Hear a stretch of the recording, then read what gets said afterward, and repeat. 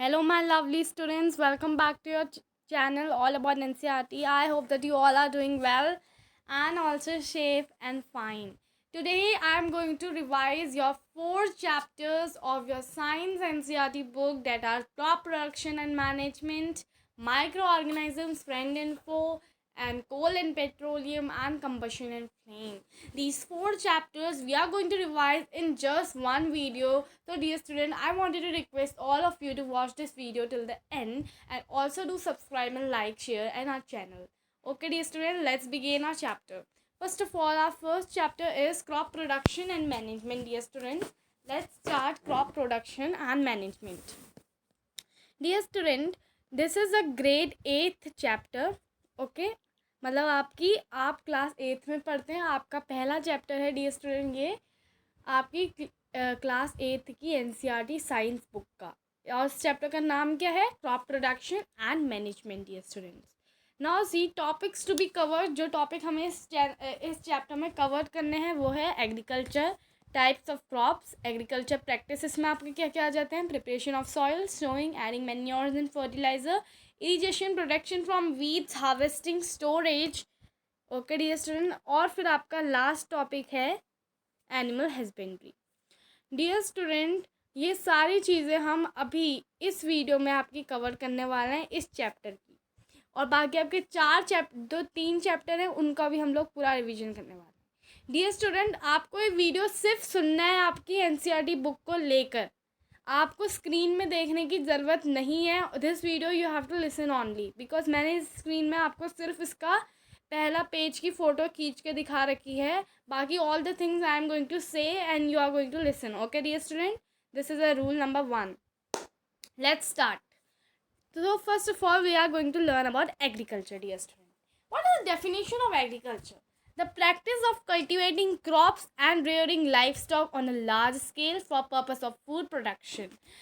आपकी एग्रीकल्चर की डेफिनेशन क्या होती है? आप किसकी प्रैक्टिस कर रहे हैं? कल्टिवेटिंग क्रॉप्स, यानी कि क्रॉप्स को कल्टिवेट कर रहे हैं, उनको रेयर कर रहे हैं किसी लाइफ स्टॉक को, यानी कि आपने गाय को रेयर करा है किसके लिए? ताकि आपको फूड मिल सके, राइट? अब देखो यहाँ पे नेक्स्ट क्या है? कल्टिवेशन ऑफ क्रॉप और रेयरिंग ऑफ लाइफ स्टॉक। ये जितनी भी चीज़ें आप करते हैं इनको आप एग्रीकल्चर कहते हैं डियर स्टूडेंट। तो आप फटाफट स्टार्ट करते हैं नीचे से। Types of crops. अब कौन कौन सी टाइप की क्रॉप्स होती हैं डियर स्टूडेंट? आपकी 2 टाइप की क्रॉप होती हैं डियर स्टूडेंट। तो in India crops can be broadly categorised into 2 types based on season. वैसे तो इंडिया इतनी डाइवर्स कंट्री है, वहाँ पर हम कोई भी क्रॉप को वैसे नहीं कर सकते कि भाई अब हम इसमें बांट लेते हैं उसमें बांट लेते हैं, लेकिन फिर भी आपके इंडिया में क्रॉप्स को 2 प्रकार से बांटा गया है आपके सीजन्स को लेकर डियर स्टूडेंट। किसको लेकर? सीजन्स को लेकर। तो आपकी 2 टाइप की क्रॉप्स कौन सी हैं? Rabi crops as well as kharif crop. अब हम फटाफट पढ़ते हैं राबी क्रॉप्स के बारे में। The crops which are sown in the winter season. जो क्रॉप्स विंटर सीजन में उगाई जाती हैं, यानी कि आपके सर्दियों के मौसम में जो क्रॉप्स को हम उगाते हैं वो क्रॉप्स राबी क्रॉप्स कहलाते हैं डियर स्टूडेंट। तो एग्जाम्पल क्या होंगे राबी क्रॉप्स के? Wheat, mustard, gram and P. बहुत सारे बच्चे मस्टर्ड में बहुत ज़्यादा कन्फ्यूज रहते हैं कि मस्टर्ड राबी क्रॉप है या खारिफ क्रॉप है। Dear student, I wanted to clear this thing that the mustard is your rabi crop. Okay, now let's move on to kharif. The crops which are sown in rainy season, example maize, paddy, soyabean and groundnut, are called kharif crops. जो crops को हम rainy season में उगाते हैं, यानी कि आपके बारिश जो आपका मौसम होता है ना, जिसमें मॉनसून आप मौसम कहते हैं, तो उस समय आप लोग उगाते हैं जो क्रॉप्स, उनको हम खारिफ क्रॉप कहते हैं। ठीक है। ज़्यादा पानी कौन सी क्रॉप्स को चाहिए होता है? जो आपकी पैडी होती है, यानी कि राइस को बहुत ज़्यादा पानी चाहिए होता है डियर स्टूडेंट, इसलिए वो खारिफ क्रॉप होती है। मेज, पैडी, सोयाबीन एंड ग्राउंडनट आपकी खारिफ क्रॉप है, बिकॉज इनको बहुत ज़्यादा पानी की नेसेसिटी होती है। अब हम आते हैं यहाँ पे एग्रीकल्चर प्रैक्टिसेस में। तो एग्रीकल्चर प्रैक्टिसेस आपकी बहुत सारी है ना। तो स्टार्ट करते हैं डेफिनेशन से। The steps involved in agriculture are collectively termed as agricultural practices. Agriculture यानी कि आपकी खेती में जो भी स्टेप्स आप लेते हैं उसे क्रॉप्स को उगाने के लिए, इन सारे स्टेप्स को हम कहते हैं एग्रीकल्चरल प्रैक्टिसेस। एग्रीकल्चरल प्रैक्टिसेस हैं कौन कौन सी? Preparation of soil, sowing, adding manures, adding nutrients, manures और fertiliser, irrigation, removal of weeds, harvesting, and as well as storage. So let's start with preparation of soil. The process of loosening and turning of the soil is called tilling or plowing.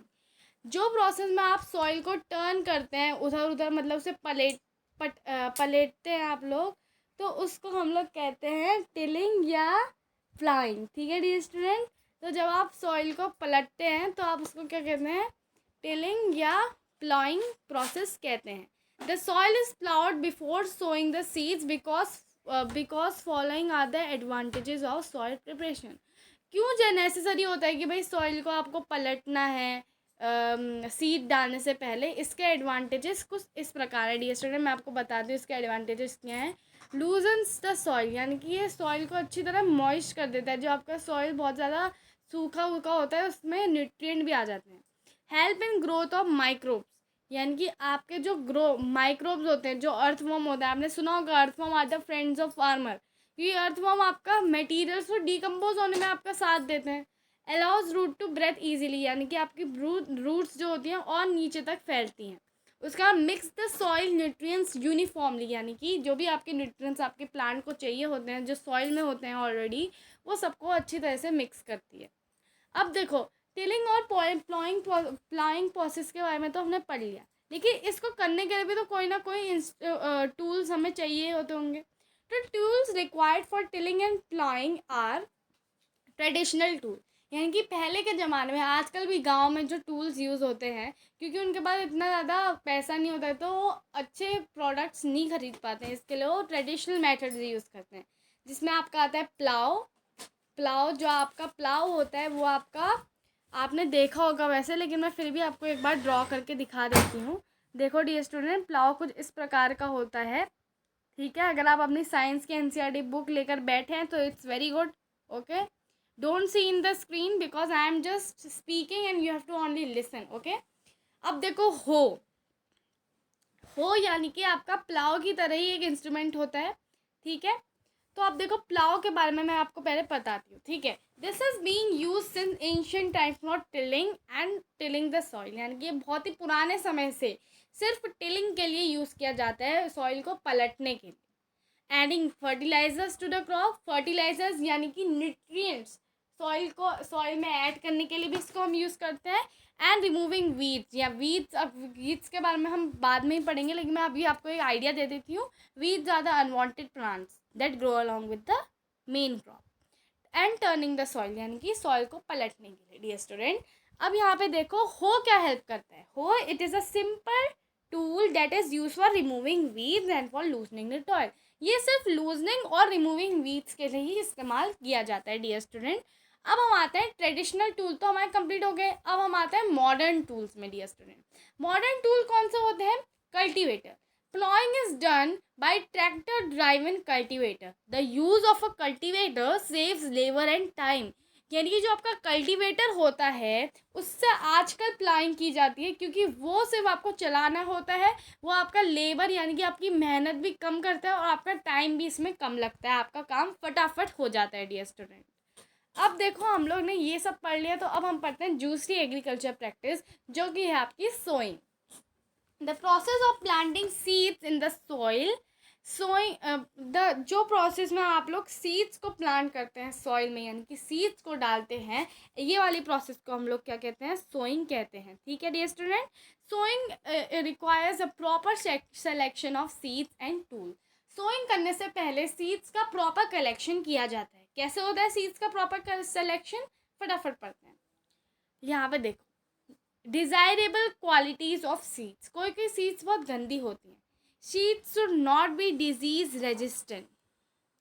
Seeds जो होती हैं वो हमेशा जो है आपकी ऐसी होनी चाहिए कि भाई उसमें डिजीज़ ना लगे, यानी कि बीमारी ना है. उसके बाद seeds should be high yield variety, यानी कि अगर हम वाली सीड्स को अपने सॉइल में डालते हैं तो हमें हाई यील्ड मिलनी चाहिए, यानी कि ज़्यादा फसल मिलनी चाहिए.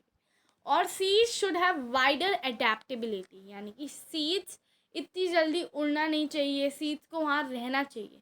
अब करते हैं सीड टेस्ट, यानी कि हमें ये पता चलेगा कि भाई कौन सी सीड ज़्यादा अच्छी है और कौन सी अच्छी नहीं है. Dear student, damage seed will float on surface, यानी कि आपको एक कंटेनर लेना है डियर स्टूडेंट, उसमें थोड़ा सा वाटर डालना है, उसमें सीड्स को रख देना है, कोई भी सीड्स ले सकते हैं आप।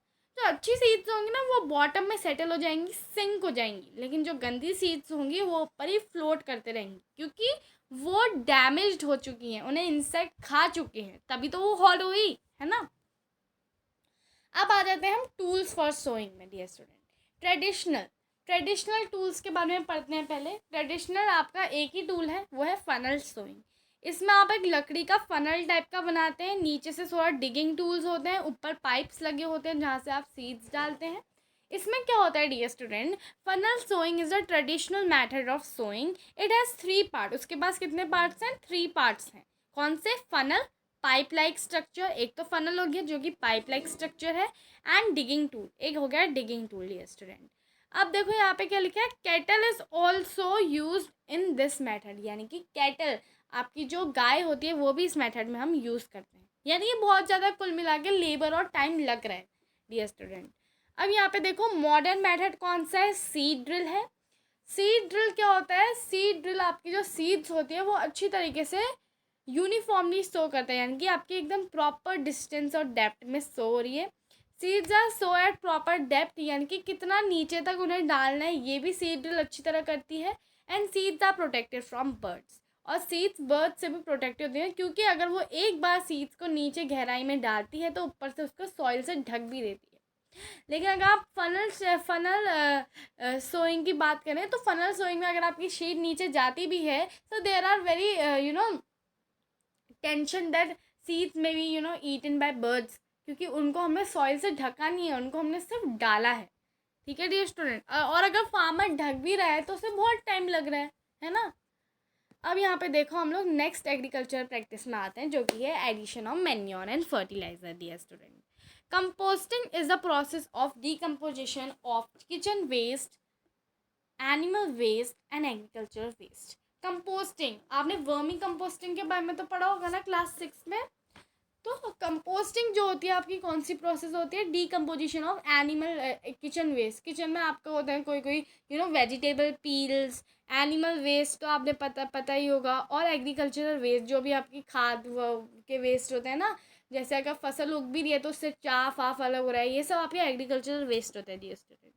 तो ये सबकी जो डीकम्पोजिशन होता है ना, तब आपका मैन्योर बनता है। Manure is an organic substance obtained from decomposition of plant और एनिमल वेस्ट। मैन्योर आपका एक ऐसा सब्सटेंस होता है जो किसके डीकम्पोजिशन से बनता है? प्लांट या एनिमल वेस्ट के। ठीक है डियर स्टूडेंट, ये तो आपको समझ में आ गया होगा। Farmers dump plant and animal waste in the pits in open places and allow it to decompose. उनको छोटे छोटे पिट्स में डाल देते हैं ताकि वो डीकम्पोज हो जाए, और उन्हें डीकम्पोज करने में कौन हेल्प करता है? आपके माइक्रो ऑर्गेनिजम्स, यानी कि आपके अर्थ फॉर्म्स वगैरह। तो the decomposition is caused by some microorganisms. The decomposition matter is used as organic manure. और जो decomposition आपका मैटर बनता है ना, ह्यूमस, वो आपका किसकी जगह में यूज़ किया जाता है? ऑर्गेनिक मैन्योर की जगह में।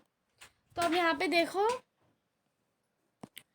एनिमल वेस्ट, किचन वेस्ट, यानी कि कोई भी वेजिटेबल पील्स है या आपकी फ्रूट की पील्स होती है केला एला की, तो ये सब मिला के आपका डीकम्पोजिशन मटेरियल बनाते हैं। Agricultural waste also. Advantages of manure. अब मैन्योर लगाने के एडवांटेजेस हैं क्या? ज़्यादातर लोग सोचते हैं कि fertilizer are better than manure. Let's study what is the advantages of manure. Enhances the water retention and improves the soil texture. क्या इनहेंस करता है? वाटर रिटेशन, यानी कि कितनी देर तक आपका वाटर ऊपर रह रहा है, जल्दी से एब्जॉर्व तो नहीं हो जा रहा है ना। And improve the soil texture, यानी कि सॉइल अगर आपका बहुत ही ज़्यादा सैंडी सॉइल है तो उसको क्ले बनाने में बहुत ज़्यादा हेल्प करता है। Facilities exchanges of gases. Exchanges of gas बहुत बहुत ईजी हो जाती है। Increases friendly microbes and adds humus to it. बहुत ही ज़्यादा माइक्रोब्स को ऐड इंक्रीज़ करता है, यानी कि उनकी वैल्यू, उनका जो नंबर होता है उसको और बढ़ाता है, और साथ ही साथ ह्यूमस जो आपका सब्सटेंस होता है उसको भी ऐड करता है। अब देखो agricultural practices.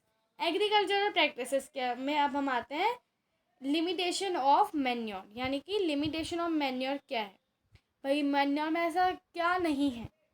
Manure has limited soil nutrients, यानी कि मैन्योर के पास कहीं ना कहीं ह्यूमस है, वो सॉइल टेक्सचर है, लेकिन लिमिटेड न्यूट्रिएंट्स है, यानी कि ज़्यादा न्यूट्रिएंट्स नहीं है.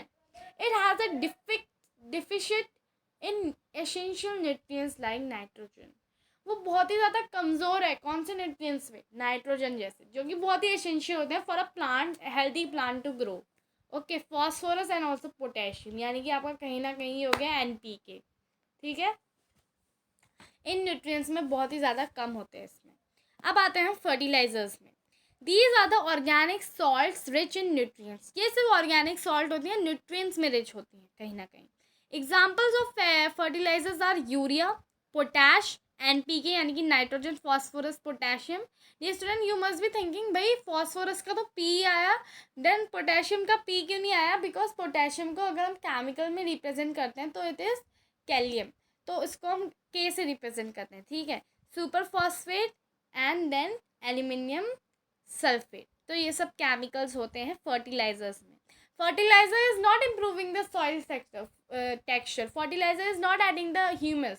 But fertilizer's advantage is that it is rich in nutrients. It is nutrient specific. Okay, dear student. अब यहाँ पे देखो, ऑर्गेनिक सॉल्ट होते हैं, फैक्ट्रीज में बनाए जाते हैं एंड रिच इन न्यूट्रिएंट्स. ठीक है, अब यहाँ पे देखो एडवांटेजेस ऑफ फर्टिलाइजर्स. ठीक है, रिच इन स्पेसिफिक न्यूट्रिएंट्स, यानी कि ये स्पेसिफिक न्यूट्रिएंट्स में रिच होते हैं. NPK यानी कि नाइट्रोजन, फॉस्फोरस और potassium. Enhances the growth and yield of crops, यानी कि ग्रोथ जो होती है क्रॉप की, अगर आप मैन्योर से ग्रो कर रहे हैं it will be relatively less as compare to the fertilizer. Fertilizer अगर आप डाल के क्रॉप उगा रहे हैं तो it will grow more faster than the as compare to the manure, right. अब देखो डिसएडवांटेजेस ऑफ फर्टिलाइजर. हर कोई चीज़ जो अच्छी भी होती है उसमें कुछ गंदे भी होते हैं, है ना. डिसएडवांटेजेस भी होते हैं. Reduces soil fertility. अब वो तो इनऑर्गेनिक सॉल्ट है ना dear student, it is only nutrient specific. वो सॉइल की फर्टिलिटी सही नहीं करेगा. It will reduce soil fertility. Kills beneficial organism in the soil, क्योंकि न्यूट्रिएंट्स ऐड कर रहे हैं, वो फर्टिलाइटी तो सही नहीं कर रहा है ना आपका फर्टिलाइजर. तो कहीं ना कहीं वो जो एसेंशियल ऑर्गेनाइजेशंस होते हैं, जैसे कि आपके अर्थ वॉर्म हो गए, बाकी भी माइक्रोब्स, वो सब वो किल कर देता है. कॉज वाटर पॉल्यूशन, क्योंकि आपको तो पता ही होगा कि इरिगेशन और आपका सॉइल वाटर जो हैंड पंप से आता है, अगर उसमें आप वही केमिकल्स डाल रहे हो तो कहीं ना कहीं जो आपका वो वाटर होगा वो भी आपका डैमेज होगा, वाटर पॉल्यूशन होगा कहीं ना कहीं, है ना डियर स्टूडेंट. इसलिए आपने देखा होगा आप कोई भी टैप वाटर यूज़ करते हैं या हैंड पंप का वाटर अगर आप यूज़ करते हैं, अगर आप कंडक्टिविटी ऑफ लिक्विड्स देखेंगे तो वो इलेक्ट्रिसिटी कंडक्ट करेगा. क्यों? क्योंकि उसमें सॉल्ट्स मिक्स्ड हैं. आप लोग हमारा वीडियो भी देख सकते हैं, हमने एक शॉर्ट डाला था conductivity of liquids dear student. ठीक है, अब यहाँ पे देखो difference between manure and fertilizer. Manure fertilizers में डिफरेंस क्या है? Manure organic substance obtain by decomposition of animal and plant waste. ऐसा ऑर्गेनिक सब्सटेंस जो किसके डिकम्पोजिशन से बना है? प्लांट और एनिमल वेस्ट के. Prepared in the factories, prepared in field. Sorry, manure आपका फील्ड में प्रिपेयर्ड होता है. Rich in nutrients like nitrogen, phosphorus and potassium. कौन? आपका जो ऑर्गेनिक मैन्योर होता है वो भी रिच होता है. मतलब वो आपका इसमें रिच नहीं होता है, नाइट्रोजन, फॉस्फोरस और पोटेशियम में थोड़ा सा होता है, लेकिन ये रिलेटिवली लेस रिच है किसमें? प्लांट न्यूट्रिएंट्स में. और इसमें आपका फर्टिलाइजर आगे चले गया, provides humus to the soil. अब आपका फर्टिलाइजर देखो, inorganic salt made from synthetic substance prepared in factories, relatively more rich in nutrients like nitrogen, phosphorus and potassium. बहुत ज़्यादा rich होता है. does not provide any humus to the soil, लेकिन humus provide नहीं कर रहा. और fertilizer manure provide lot of humus to the soil. okay dear student, यहाँ पे देखो अब हम next में आते हैं जो कि है आपका erufication. अब देखो डियर स्टूडेंट, ये सुन के आपको कुछ अजीब लग रहा होगा कि भाई ये तो हमारी NCERT बुक में नहीं है, लेकिन दूसरी पब्लिकेशंस में है. कोई बात नहीं, लेकिन आपको इसके बारे में लर्न करना ज़रूर. Sorry, eutrophication dear student. Okay, now see what is written.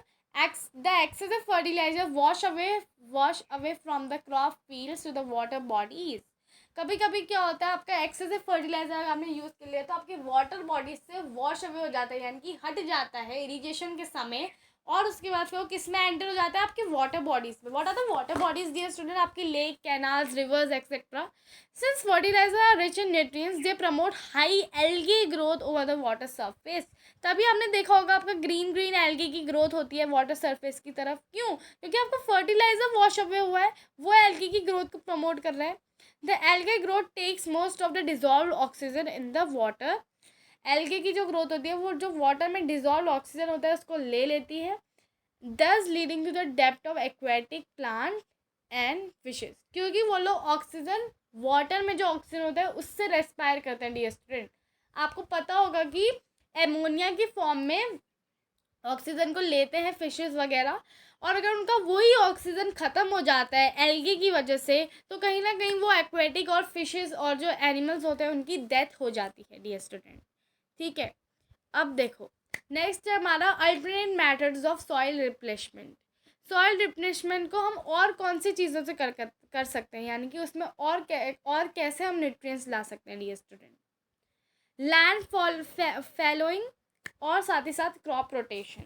तो पढ़ते हैं कि इन दोनों मेथड्स में क्या होता है. अभी अब तक हमने फर्टिलाइजर और मैन्योर्स के बारे में पढ़ा, लेकिन और कौन से तरीके से आपका सॉइल जो होता है रिप्लेनिश हो जाता है, यानी कि उसमें न्यूट्रिएंट्स आ जाते हैं, ये हम पढ़ते हैं. पहला मेथड है land फैलोइंग.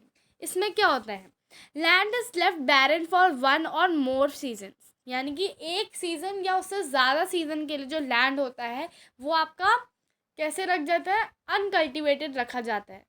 Help in restoring lost nutrients in the soil. जो न्यूट्रिएंट्स में, जो सॉइल में से आपके न्यूट्रिएंट्स ख़त्म हो गए हैं वो अपना आप ही रिप्लेनिश हो जाते हैं. अब हम पढ़ते हैं क्रॉप रोटेशन के बारे में. Different crops are grown alternately. For example leguminous crops are grown after growing wheat. जैसे आपने वीट उगाया, वीट क्या है आपकी बेटा, रबी क्रॉप है. इसके बाद आपने कोई ऐसी क्रॉप उगाई टी, जो कि आपकी कौन सी क्रॉप है, लेग्यूमिनियस क्रॉप है, जो कि आपकी नाइट्रोजन फिक्स कर रही है. और नाइट्रोजन फिक्स कर रही है तो कहीं ना कहीं नाइट्रोजन क्रॉप को मिल रहा है, क्योंकि लेग्यूमिनियस जो क्रॉप्स आपकी होती है ना उनके पास एक बैक्टीरिया होता है डियर स्टूडेंट. कौन सा बैक्टीरिया? राइजोबियम, जो कि आपके रूट नोड्यूल्स में होता है लेग्यूमिनियस क्रॉप के. एटमॉस्फेरिक नाइट्रोजन को नाइट्रोजेनियस कंपाउंड्स में फिक्स करते हैं. और नाइट्रोजेनियस कंपाउंड्स कौन से होते हैं? नाइट्रेट्स और कौन से होते हैं आपके? Nitrites dear student. ठीक है, अब यहाँ पे देखो हमारा नेक्स्ट है इरिगेशन. इरिगेशन के बारे में पढ़ते हैं. Supply of water to the crop at regular interval is called irrigation. यानी कि आप लोग क्रॉप को सप्लाई कर रहे हो वाटर रेगुलर इंटरवल में, और इसको हम क्या कहते हैं? इरिगेशन कहते हैं डियर स्टूडेंट. इरिगेशन की सोर्सेस क्या है डियर स्टूडेंट? रिवर है, ट्यूबवेल है, वेल है, डैम है. ठीक है, इन सब से आप इरिगेशन कर सकते हो. ट्रेडिशनल मैथड ऑफ इरिगेशन, जैसा कि आप लोग देख रहे थे, traditional method for sowing, traditional method for ploughing, वैसे ही आपका ट्रेडिशनल मेथड ऑफ इरिगेशन भी है. सबसे पहला है चेन पंप और मोड. पहले चेन पंप और मोड के बारे में डिटेल पढ़ते हैं, उसके बाद और भी पढ़ेंगे. ठीक है, the farmer rotates a wheel that allow the buckets attached to a chain to collect water. इसमें क्या होता है, फार्मर की व्हील लेता है, उसमें आपका जो होता है चेन को फिक्स करता है. उसके बाद उससे जो आपकी बकेट को धीरे धीरे रोटेट करते रहता है, जिससे कि फार्मर को पानी मिलते रहता है और वो डालते रहता है ना. और फिर आपका मोट आता है. The bucket is attach to a pulley that is drawn by a cattle. Pulley मतलब एक आपका पुली होता है जो आपको बताऊँ लकड़ी से बनता है, और फिर उसको हम लोग गाय से अटैच कर देते हैं या बुल से. ठीक है, और नीचे से बकेट रोटेट हो रही होती है, उससे हमें बकेट मिलती है और हम पानी डालते हैं. कहीं ना कहीं डियर स्टूडेंट आपको लग रहा होगा कि भाई मोटर चेन पंप में तो बहुत ही ज़्यादा झंझट है, इतना कैटल भी यूज़ हो रही है, लेबर भी यूज़ हो रहा है, टाइम भी इतना लग रहा है. तो अब आप आ जाते हैं मॉडर्न वेज में. ठीक है डियर स्टूडेंट, मॉडर्न वेज से पहले हम फटाफट देख लेते हैं देख ली और राहत को भी. ठीक है, farmer impresses an empty bucket into the field. The water filled bucket is pulled up due to the weight of the rock on the other end. यानी कि डेकली में आपका क्या होता है ना, एक तराजू टाइप का लगा होता है डियर स्टूडेंट. ठीक है, और उनको वाटर बॉडी के साथ रखते हैं, वहाँ से वो धीरे धीरे पानी लाते रहते हैं और डालते रहते हैं। अब राहत में आ जाओ। राहत में क्या होता है ना डियर स्टूडेंट, आपका एक व्हील टाइप का लगा होता है, उसमें आपका नीचे भी एक व्हील लगा होता है जहाँ से भी आपकी पानी की सोर्स है, और उसमें बकेट्स लगे होते हैं। तो हर एक थोड़ा थोड़ा डिस्टेंस में बकेट लगे होते हैं, तो बकेट अपने आप पानी डालते रहते हैं और नीचे जाते रहते हैं डियर स्टूडेंट। तो ये राहत और डेगली भी जो है वैसे ही मेथड है जिसमें बहुत ज़्यादा लेबर और टाइम यूज़ हो रहा है। अब आते हैं मॉडर्न मेथड्स ऑफ इरिगेशन में, ड्रिप इरिगेशन और स्प्रिंकलर मेथड। ये है आपके दो मॉडर्न वेज। इसमें क्या होता है ड्रिप इरिगेशन में, in the system water is supplied to the crop drop by drop near the roots. ठीक है, ड्रॉप बाय ड्रॉप यानी कि drop by drop water supply हो रहा है रूट्स में, तो इसको हम ड्रिप इरिगेशन कहते हैं, तभी तो ड्रिप इरिगेशन है इसका नाम। स्प्रिंकलर सिस्टम देखो, in this system simulates rainfall and is useful on uneven land surfaces. इसमें क्या होता है ना डियर स्टूडेंट, आपका जो होता है स्प्रिंकल जैसा होता है वाटर, जो रेन का वाटर होता है पहले वो कलेक्ट करते हैं, फिर इसको एज ए स्प्रिंकल करते हैं, यानी कि उसको एक मशीन लगाते हैं आपकी, और फिर उससे वो वाटर स्प्रिंकल होते रहता है। ठीक है डियर स्टूडेंट। अब यहाँ पे देखो एग्रीकल्चरल प्रैक्टिसेस में आ जाते हैं प्रोटेक्शन ऑफ फ्रॉम वीड्स में। ठीक है, अब आपको पता चलेगा वीड्स की true definition. In a field many other undesirable plants may grow naturally along with the crop.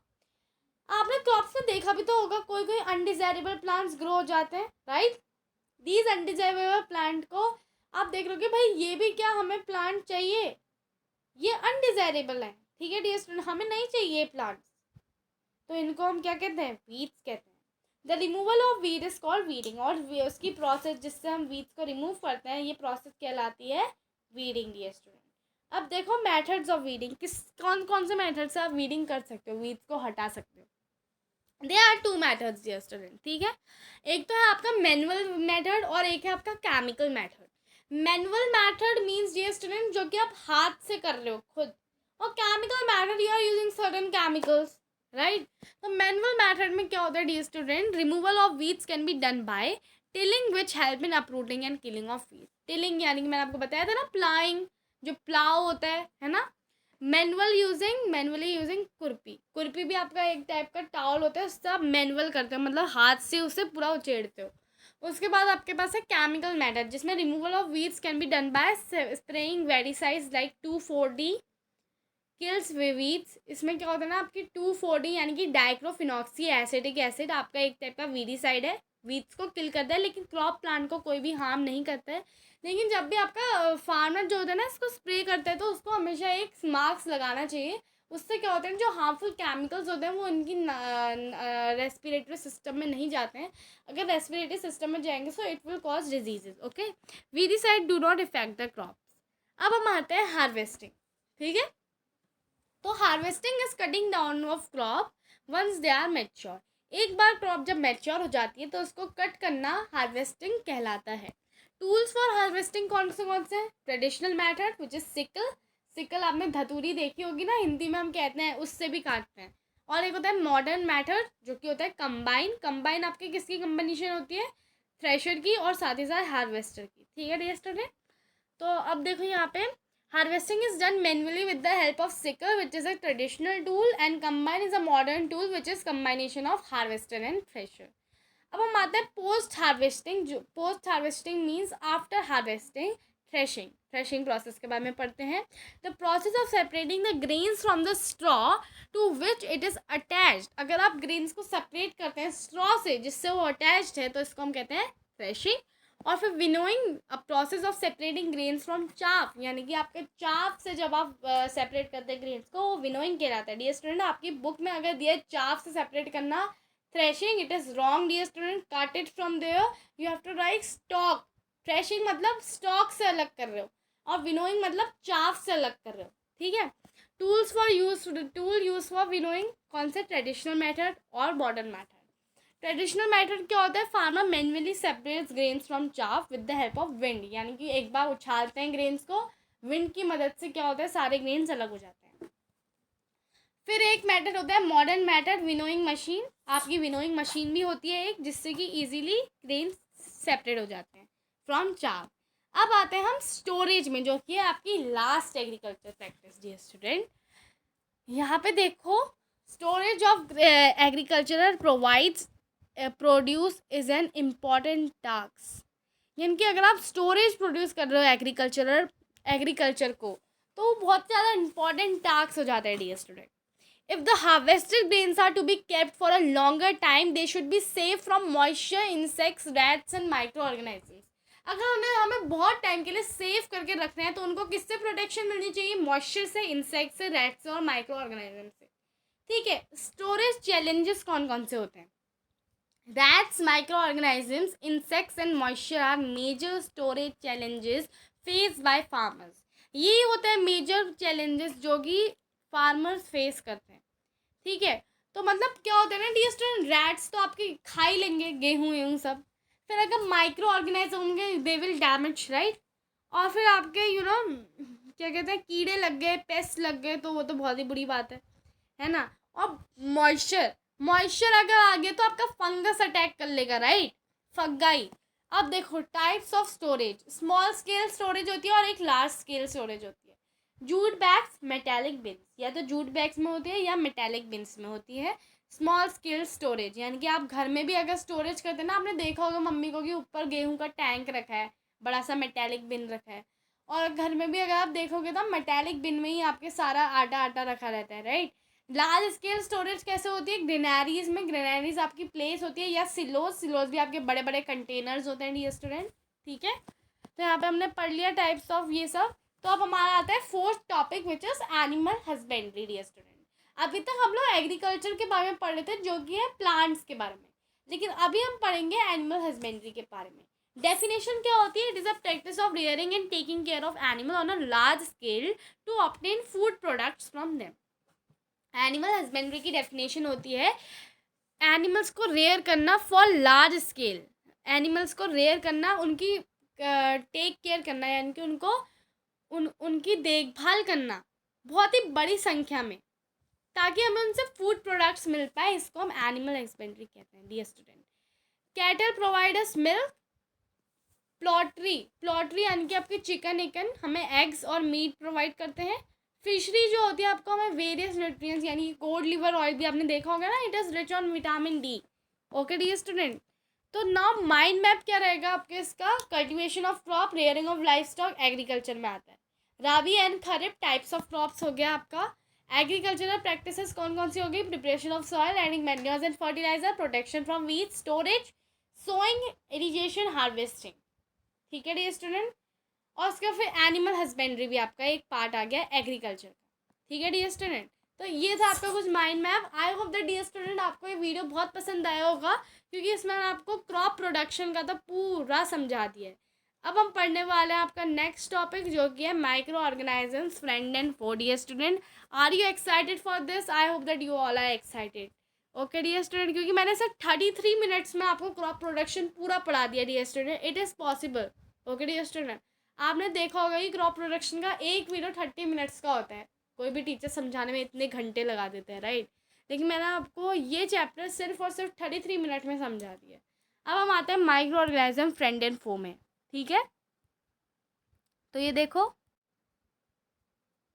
so let's start dear student the next chapter, which is microorganisms friend and foe. Let's do what are the topics we have to cover in this chapter. Topics to be covered: microorganisms, types of microorganisms, where do microorganisms live, beneficial microorganisms in the food industry, in the environment, and in the medical industry. Then harmful organisms, which are disease in humans, disease in plants, disease in animals. And then we have to read food preservation, which is need for preservation, methods of preservation. Let's study about microorganisms. Definition is a group of tiny organisms that are visible only under a microscope. ये ऐसे organism होते हैं जिनको हम सिर्फ microscope की मदद से देख सकते हैं। Micro organisms are different types such as bacteria, fungi, protozoa and some algae.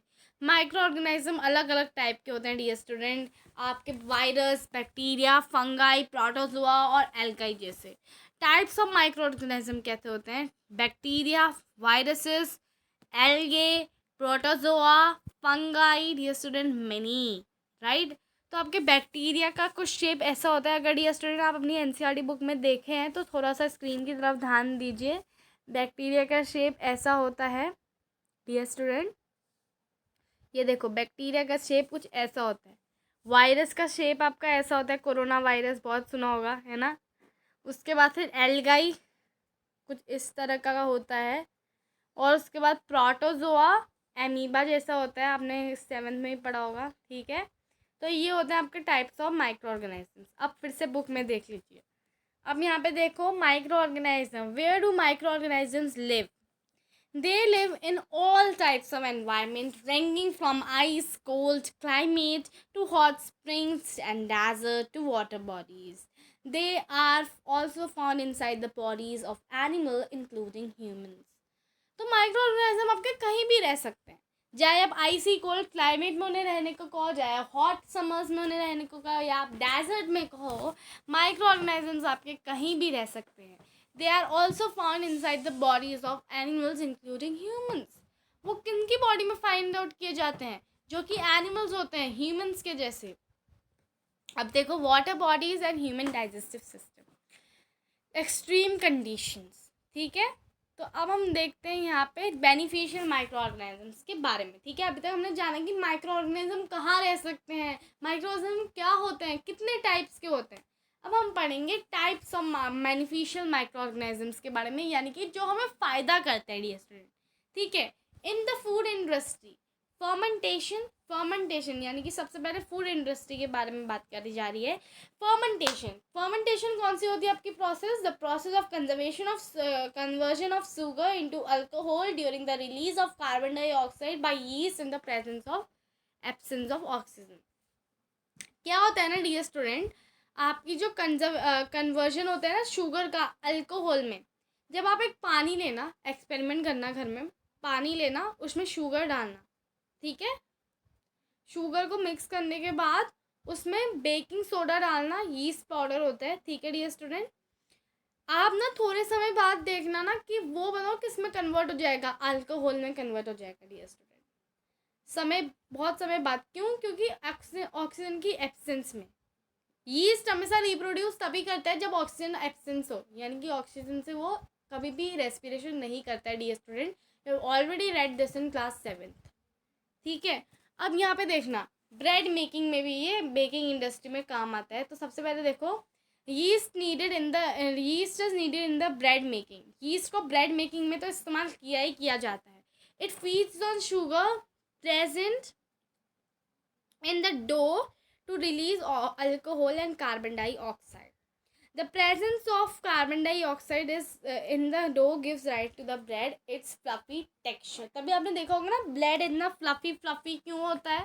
अब मैं आपको ना ब्रेड की प्रोसेस समझाती हूँ। सबसे पहले वो लेते हैं आटा या मैदा, जो भी उन्हें चाहिए होता है, उसमें पानी डाल के अच्छे से डो बनाते हैं, फिर उसमें यीस्ट पाउडर डालते हैं डियर स्टूडेंट्स।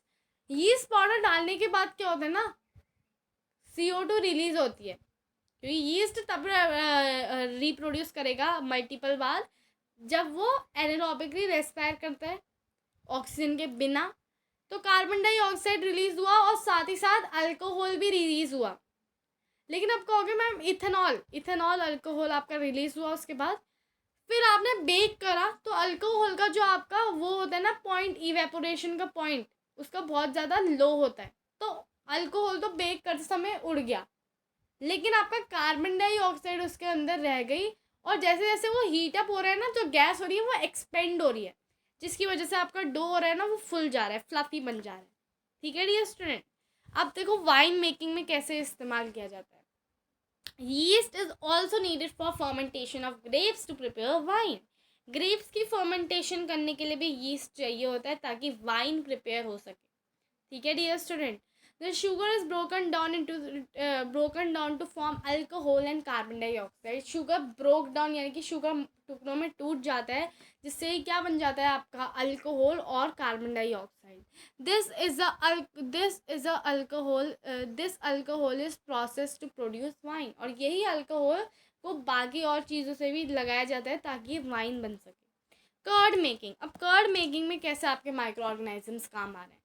लैक्टोबैसिलस, लैक्टोबैसिलस पहले क्या है, बैक्टीरिया है डियर स्टूडेंट, ठीक है, bacillus help in preparation of curd by fermenting milk, milk में रिप्रोड्यूस होता है मल्टीपल टाइम्स, और क्या करता है, जो मिल्क होता है ना, आपने अपनी मम्मी को देखा होगा ना, कल के लिए दही बनाने, तो वो क्या करती है, थोड़ा सा दही लेती है, उसको दूध में डाल देती है और उसको रख देती है सेट होने के लिए, सुबह देखती है तो दही तैयार।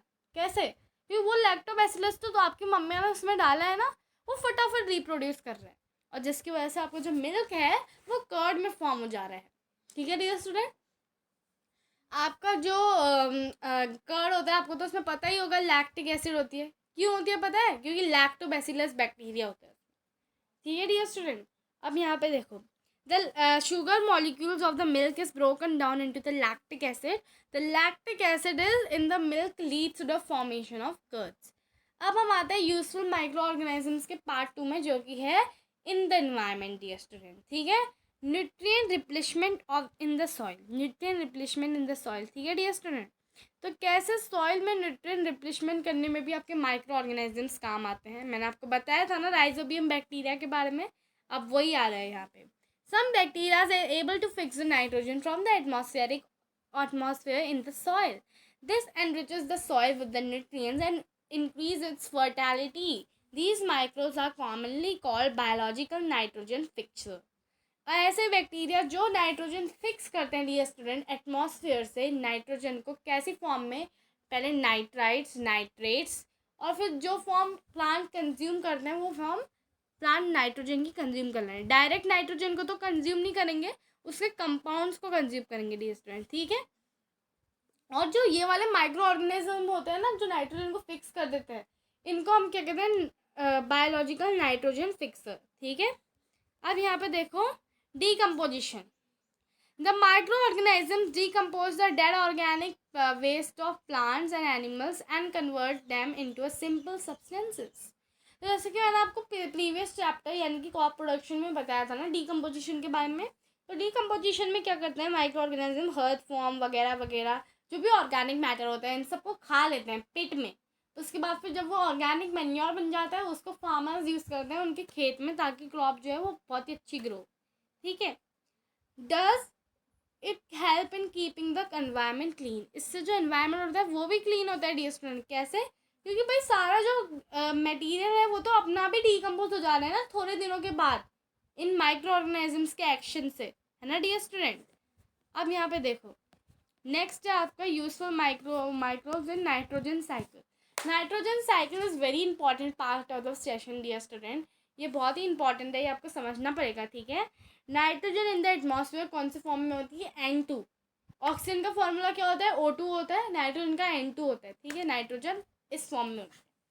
अब जैसे जैसे वो नीचे गई डियर स्टूडेंट, ठीक है, डेंट्रीफाइंग बैक्टीरिया, एक बैक्टीरिया आया, उसने देखो सबसे पहले यहाँ पे देखो नाइट्रोजन एटमॉस्फेयर में कौन सी फॉर्म में हुई, N2 की फॉर्म में हुई, नीचे गई। ठीक है, नीचे गई अच्छी तरह, बैक्टीरिया ने कुछ करा, नाइट्रोजन फिक्सिंग हुई, फिर वो कौन सी फॉर्म में कन्वर्ट हुई, एल्यूमिनियम फॉर्म में कन्वर्ट हुई। ठीक है, जो कि है NH4+। ठीक है डियर स्टूडेंट, उसके बाद ये भाई सेटिस्फेक्शन नहीं हुआ प्लांट को कि हम ये कंज्यूम करें, तो फिर क्या हुआ, थोड़ा और नाइट्रीफाइंग बैक्टीरिया है, उन्होंने नाइट्रोजन को फिक्स करा, फिर कौन से फॉर्म में कन्वर्ट हुई, नाइट्राइट्स, यानी कि NO2-, फॉर्मूला बता रही हूँ साथ ही साथ में। उसके बाद आया एक और नाइट्रीफाइंग बैक्टीरिया, क्योंकि प्लांट इससे भी संतुष्ट नहीं हुए, इसको भी प्लांट डायरेक्ट नहीं ले रहे, तो वो कौन से फॉर्म में कन्वर्ट हुई, नाइट्रेट्स, जो कि है NO3-, फॉर्मूला पूरा बता रही हूँ मैं आपको। और इसके बाद प्लांट ने कंज्यूम कर लिया, लेकिन इसके बाद क्या हुआ, आपका एक डेंट्रीफाइंग बैक्टीरिया आया, उसने फिर वही नाइट्रोजन जो लेफ्ट है यानी कि बच गई उसको किस में कन्वर्ट कर दिया, नाइट्रोजन में कन्वर्ट कर दिया। बस देख लो इतनी अच्छी नाइट्रोजन साइकिल है, ऐसे चलता है आपका प्लांट। देखो कितना ज़्यादा खड़ूस है, कंज्यूम भी नहीं करता नाइट्रोजन को, है ना। I am just kidding, okay dear student. यहाँ पे देखो इन द मेडिकल इंडस्ट्री, अभी तक हमने पढ़ा है एनवायरनमेंट में कैसे एसेंशियल है आपका बैक्टीरिया, माइक्रो ऑर्गेनिजम्स, और कैसे फूड इंडस्ट्री में एसेंशियल है। अब मैं पढ़ने वाले हैं इन द मेडिकल इंडस्ट्रीज। ठीक है, वैक्सीन्स डियर स्टूडेंट, आपने सुना तो होगा ना कि वैक्सीनेशन, कोरोना में बहुत वैक्सीनेशन हो रही थी ना, है ना डियर स्टूडेंट, कोविड-19 में। तो आप देखो यहाँ पे मेड अप ऑफ डेड और वीकेंड माइक्रोब्स, किससे बनती है, डेड या वीकेंड माइक्रोब्स से बनती है ये। Provides immunity to our body, हमारी बॉडी को इम्यूनिटी मिलती है वैक्सीन से। उसके बाद can be injected or given through the drops, यानी कि ड्रॉप्स से ये इंजेक्ट कर सकते हैं या फिर इसे डाल सकते हैं, ठीक है। Edward Jenner first discovered the vaccine in 1798 for smallpox. Edward Jenner जो थे आपके, उन्होंने पहली बार जो आपकी वैक्सीन है वो डिस्कवर की थी, किसके लिए, स्मॉल पॉक्स के लिए डियर स्टूडेंट, ठीक है, 1798 में। He use the cow pox virus for the vaccine, उन्होंने काउ पॉक्स वायरस लिया था dear student. It is very dangerous virus in the cow, इससे ना बहुत सारी काउ की डेथ भी हो गई थी पहले के समय में, ठीक है dear student. Antibiotics, chemical substances produced by microbes to kill other microbe. Antibiotics भी माइक्रोब्स ही बनाते हैं। कैसे बनते हैं, ये भी केमिकल सब्सटेंस होते हैं जो कि अदर माइक्रोब्स यानी कि दूसरे माइक्रोब्स बनाते हैं इन केमिकल सब्सटेंसेस को, ताकि और माइक्रोब्स को किल करें, दूसरे माइक्रोब्स को। मतलब पहले माइक्रोब ने इसको बनाया दूसरे माइक्रोब को किल करने के लिए डियर स्टूडेंट। It's funny. देखो, streptomycin, tetracycline and erythromycin are example of antibiotics, ठीक है। पेनिसिलिन आपने नाम सुना होगा ना, इट इज ऑल्सो एंटीबायोटिक, ठीक है डियर स्टूडेंट। लेकिन antibiotics are always used in the bacteria purpose, क्योंकि बैक्टीरिया को किल करने so antibiotic will work, but not for the virus, because virus का अभी हमें पता ही नहीं कि इट्स लिविंग और नॉन लिविंग। तो वायरस तभी लिविंग होने का एक्ट करते हैं जब वो हमारी बॉडी के अंदर है, जब वो हमारे बॉडी के बाहर आते हैं then they are non living dear student, okay dear student. अब यहाँ पे देखो हार्मफुल माइक्रो ऑर्गेनाइजम्स। अभी तक हमने पढ़ा बेनिफिशियल माइक्रो ऑर्गेनाइजम्स के बारे में जो हमें इतनी सारी चीज़ों में हेल्प कर रहे थे। Now we are going to learn about harmful microorganisms, dear student. Pathogens. Some of the microorganisms cause disease in human beings, plants and animals. कोई माइक्रो ऑर्गेनाइजम डिजीज कॉज करते हैं हम पे, ह्यूमन बींग्स में और प्लांट्स में और animals में। Such disease causing micro organisms are called pathogens. और ऐसे ही जो डिजीज कॉजिंग माइक्रो ऑर्गेनाइजम्स होते हैं इनको हम पैथोजेंस कहते हैं, जो कि हार्मफुल माइक्रो ऑर्गेनाइजम्स होते हैं डियर स्टूडेंट, ठीक है डियर स्टूडेंट। अब देखो बैक्टीरियल डिजीज इन ह्यूमंस। अब हम पढ़ेंगे बैक्टीरियल डिजीज, यानी कि जो डिजीज बैक्टीरिया कॉज करता है ह्यूमंस में, ठीक है स्टूडेंट्स। तो यहाँ पे देखो क्या लिखा है, ट्यूबरकलोसिस। ट्यूबरकलोसिस डिजीज के बारे में आप सबने सुना होगा, टीबी, है ना। तो ट्यूबरकलोसिस डिजीज किससे होती है, contaminated air drop. Mode of transmission I am telling, okay dear student, किससे ट्रांसमिशन होती है, कंटामिनेटेड एयर ड्रॉप्स, जो कि गंदी एयर ड्रॉप्स होती हैं, ड्रॉपलेट्स। पैथोजेंस, पैथोजन क्या है इसका, यानी कि कॉजिंग बैक्टीरिया कौन सा है, माइकोबैक्टीरियम ट्यूबरकलोसिस, ठीक है, ये है इसके बैक्टीरिया का नाम डियर स्टूडेंट। अब दूसरी डिजीज में आते हैं जो कि है टाइफॉइड। मोड ऑफ ट्रांसमिशन इसका है कंटामिनेटेड वाटर और फूड। कंटामिनेटेड यानी कि गंदा पानी या खाना, और इसका कॉजिंग बैक्टीरिया कौन सा है, पैथोजन, सैमोनेला टाइफाई, ठीक है, साल्मोनेला टाइफाई, ठीक है डियर स्टूडेंट। अब देखो नेक्स्ट बैक्टीरियल डिजीज है कॉलेरा। कंटामिनेटेड वाटर और फूड, ये भी इसी से होती है, गंदे पानी और खाना से, और इसका पैथोजन कौन है, कॉजिंग बैक्टीरिया, वो है वाइब्रो कोलेरे, ठीक है डियर स्टूडेंट। अब यहाँ पे आ जाते हैं हम viral disease in humans. Viral यानी कि जो वायरस इससे होती है। Disease number 1 is hepatitis A. इसका मोड ऑफ ट्रांसमिशन क्या होता है डियर स्टूडेंट, कंटामिनेटेड वाटर और फूड, ये भी गंदे पानी या खाने से होती है, और इसका पैथोजन कॉजिंग बैक्टीरिया वायरस कौन सा है, हेपेटाइटिस ए वायरस, ठीक है डियर स्टूडेंट। अब चिकन पॉक्स में आओ, कंटामिनेटेड एयर या डायरेक्ट कांटेक्ट। अगर आप किसी चिकन पॉक्स वाले आदमी के पास भी डायरेक्ट कांटेक्ट में बैठे हो ना, तो आपको भी चिकन पॉक्स सड़ जाएगा। आपने देखा होगा, मम्मी लोग कहते होगे इसको पक्का किसी ने सड़ा दिया होगा। तो इसका मतलब कि आपका जो ये वाली डिजीज़ है डायरेक्ट कांटेक्ट से भी सड़ सकती है, यानी कि आप पर आ सकती है, ठीक है। कंटैमिनेटेड एयर से भी आती है। और इसका जो बैक्टीरिया, इसका जो वायरस है वो है वेरिसेला जोस्टर वायरस। ठीक है डियर स्टूडेंट। अब नेक्स्ट डिजीज़ है आपकी पोलियो। आपने देखा होगा बचपन में आपको पोलियो की ड्रॉपलेट्स खिलाते थे, ठीक है, और आपके हाथ में एक मार्कर से थोड़ा निशान बनाते थे, है ना। तो कंटैमिनेटेड एयर और वाटर से यानी डिजीज़ होती है, यानी कि गंदी हवा से या आपके गंदे पानी से होता है। और इसका वायरस कौन सा है? Polio virus. ठीक है डियर स्टूडेंट। और फिर आपको तो पता ही होगा कोविड-19, है ना। ये तो आपको पता ही है, हर किसी चीज़ से होता है, कंटैमिनेटेड एयर से भी, वाटर से भी, हर किसी चीज़ से होता है ये तो। और इसका वायरस भी है कोरोना वायरस। ठीक है डियर स्टूडेंट। तो अब यहाँ पे आते हैं हम लोग हार्मफुल माइक्रो ऑर्गेनिजम्स में, जो कि है vector borne disease in humans, जो कि वेक्टर यानी कि डिजीज कैरी कर रहा है और फिर हम पे काट कर या हम पे फेंक कर वो लोग जा रहे हैं, उनको कुछ नहीं हो रहा। वेक्टर बॉर्न डिजीज जो होती है, पहली डिजीज है मलेरिया। इसका मोड ऑफ ट्रांसमिशन होता है फीमेल एनिपलस मॉस्किटो डियर स्टूडेंट। ठीक है, ये कुछ, इसको कुछ नहीं हो रहा, लेकिन ये वो पैथोजन जो कॉजिंग चीज़ है उसको कैरी कर रही है। तो इसका पैथोजन क्या है? प्लाज्मोडियम। ठीक है डियर स्टूडेंट। अब नेक्स्ट है डेंगी।